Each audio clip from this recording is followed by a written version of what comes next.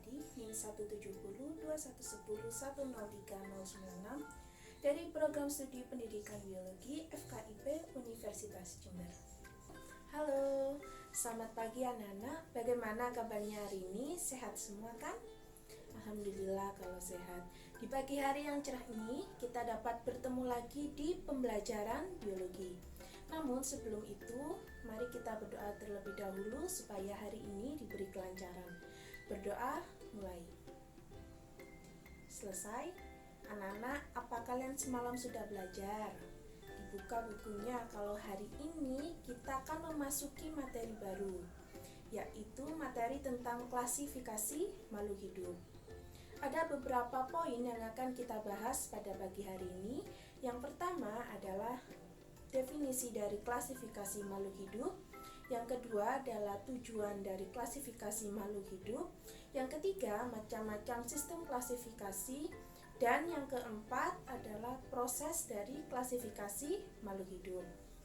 Yang pertama kita bahas adalah definisi dari klasifikasi makhluk hidup. Ibu mau bertanya, kalau yang semalam belajar mungkin sudah mengetahui apa itu yang dimaksud dengan klasifikasi makhluk hidup. Jadi, klasifikasi makhluk hidup ini adalah suatu cara untuk mengelompokkan makhluk hidup berdasarkan ciri-ciri persamaan yang dimilikinya. Klasifikasi ini sudah ada sejak zaman dahulu, namun tentu saja dengan proses yang masih sangat sederhana. Nah, semakin berkembangnya zaman, maka klasifikasi makhluk hidup ini semakin kompleks. Itu tadi adalah definisi dari klasifikasi makhluk hidup.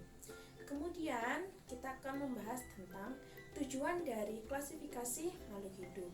Nah, pastikan ada tujuan-tujuan tertentu nih, kenapa kita harus belajar tentang klasifikasi makhluk hidup. Yang pertama adalah memudahkan kita dalam mempelajari keanekaragaman makhluk hidup. Nah, kita kan tahu kalau keanekaragaman makhluk hidup ini sangat banyak, sehingga dengan adanya klasifikasi ini bisa memudahkan kita ketika nanti kita ingin mempelajarinya. Setelah itu, untuk mengelompokkan makhluk hidup berdasarkan ciri-ciri persamaan yang dimilikinya.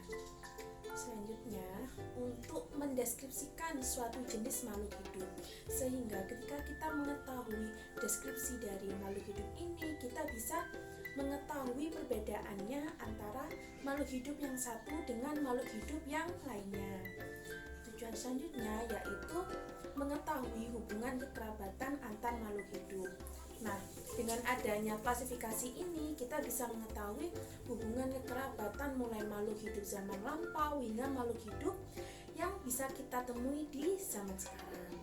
Kemudian dengan adanya sistem klasifikasi ini, kita juga memiliki kesempatan untuk memberi nama makhluk hidup yang sebelumnya belum teridentifikasi. Mungkin ketika kita sedang mengklasifikasikan makhluk hidup, kita menemukan suatu makhluk hidup yang belum ada namanya. Nah, ini kesempatan bagi kita untuk memberi nama pada makhluk hidup tersebut. Itu tadi beberapa tujuan dari klasifikasi makhluk hidup. Selanjutnya adalah macam-macam sistem klasifikasi. Nah, sistem klasifikasi ini terus berkembang seiring dengan berkembangnya ilmu taksonomi. Ada 3 macam sistem klasifikasi yang kita kenal sampai sekarang. Yang pertama adalah sistem klasifikasi secara artifisial atau buatan, yang kedua secara alami, dan yang ketiga secara filogeni. Baik, yang pertama akan kita bahas adalah sistem klasifikasi secara artifisial atau buatan. Sistem klasifikasi secara artifisial atau buatan ini menggunakan 1 atau 2 ciri yang mudah diamati oleh kita. Nah, namun di antara ciri-ciri tersebut itu sesuai dengan kehendak atau kemauan kita. Misalnya, kita ingin mengklasifikasikan suatu makhluk hidup berdasarkan habitat atau habitusnya. Di sistem klasifikasi secara artifisial ini ada 2 tokoh yang berperan. Yang pertama adalah Aristoteles yang membagi makhluk hidup menjadi 2 kelompok besar, yaitu Plantae dan Animalia. Kemudian ada Carolus Linnaeus yang membagi kelompok tumbuhan ini berdasarkan alat reproduksinya. Nah, selanjutnya setelah sistem secara artificial, kita akan bahas tentang sistem klasifikasi secara alami. Sistem klasifikasi secara alami ini terjadi sesuai dengan kehendak alam. Maksudnya bagaimana? Jadi ciri-ciri yang ada itu sudah ciri-ciri yang berasal dari alam, tanpa kita tentukan sendiri. Misalnya melalui persamaan morfologi, seperti kita melihat ada hewan yang memiliki sayap, hewan yang berkaki 2, hewan yang berkaki 4, hewan yang berbulu dan berambut, dan sejenisnya. Nah, itu kan merupakan ciri-ciri yang sudah terlihat dari alam. Sedangkan untuk tumbuhan, kita bisa mengklasifikasikannya menjadi tumbuhan berkeping 1 atau tumbuhan berkeping 2. Nah, itu tadi adalah pengertian dari sistem klasifikasi secara alami. Jadi memang apa yang ada di alam itulah yang kita klasifikasikan. Selanjutnya adalah sistem klasifikasi secara filogeni. Sistem filogeni ini didasarkan kepada jauh dekatnya hubungan kekerabatan antara satu takson dengan takson yang lainnya. Nah, di sistem filogeni ini masih dibagi lagi menjadi beberapa, yakni dibagi menjadi sistem klasifikasi 2 kingdom, sistem klasifikasi 3 kingdom, sistem klasifikasi 4 kingdom, dan sistem klasifikasi 5 kingdom. Yang pertama kita bahas adalah sistem klasifikasi 2 kingdom.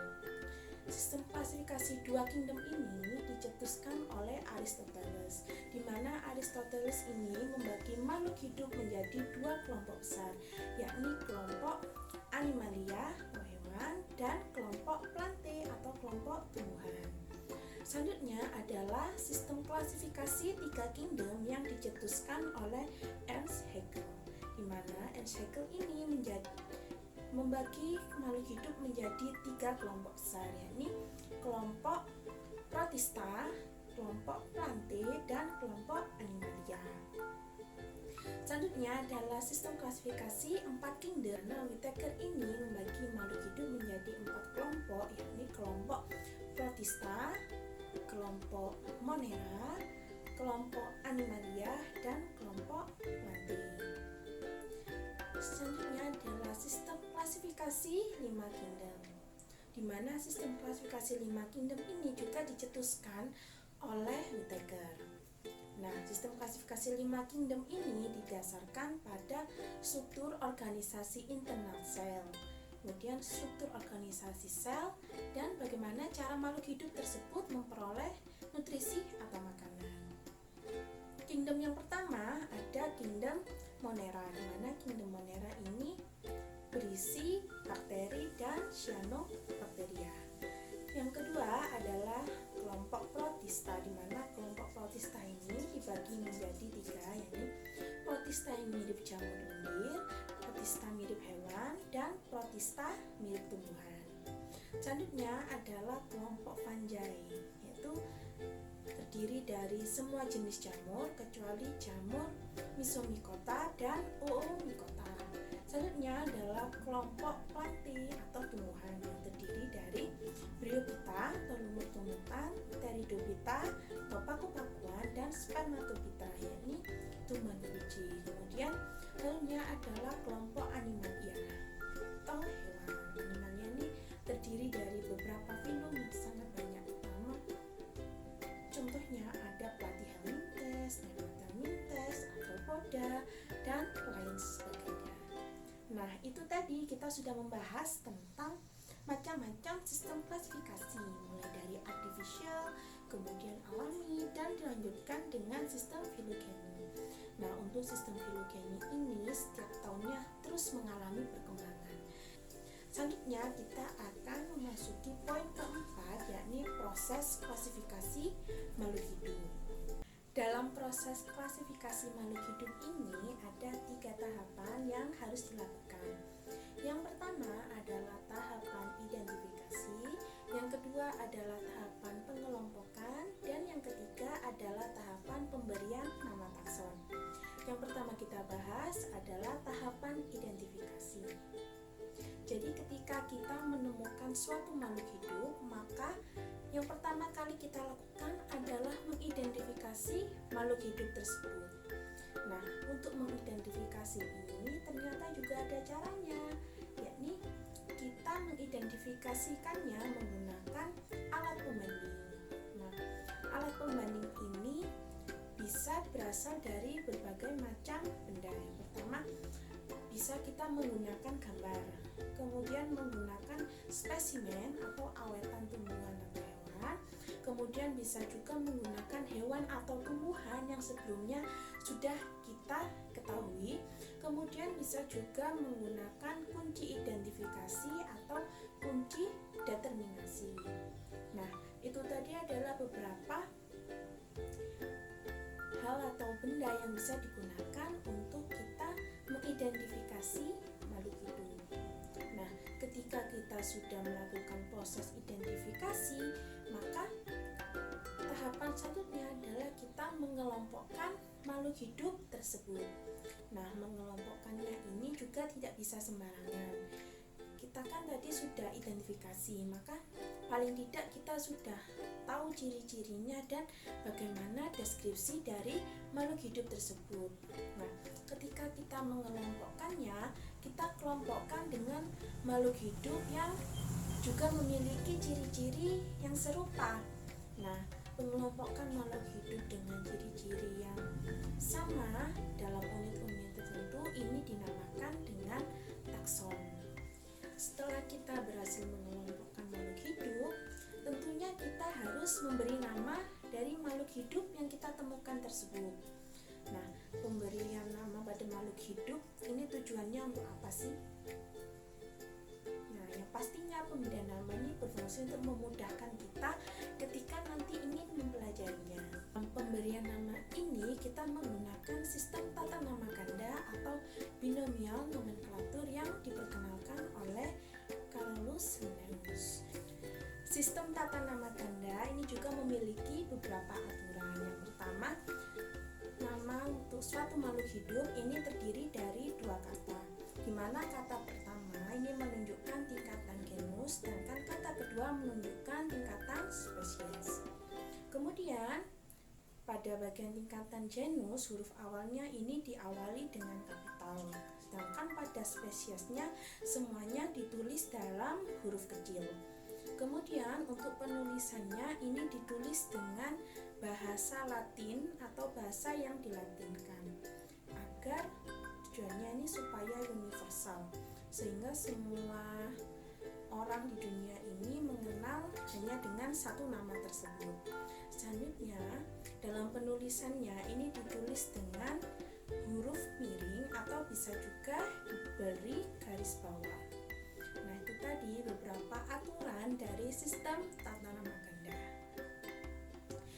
Tidak berasa, sekarang sudah di akhir pelajaran. Itu tadi adalah beberapa poin-poin yang bisa saya sampaikan mengenai klasifikasi makhluk hidup. Ibu tutup pelajaran hari ini.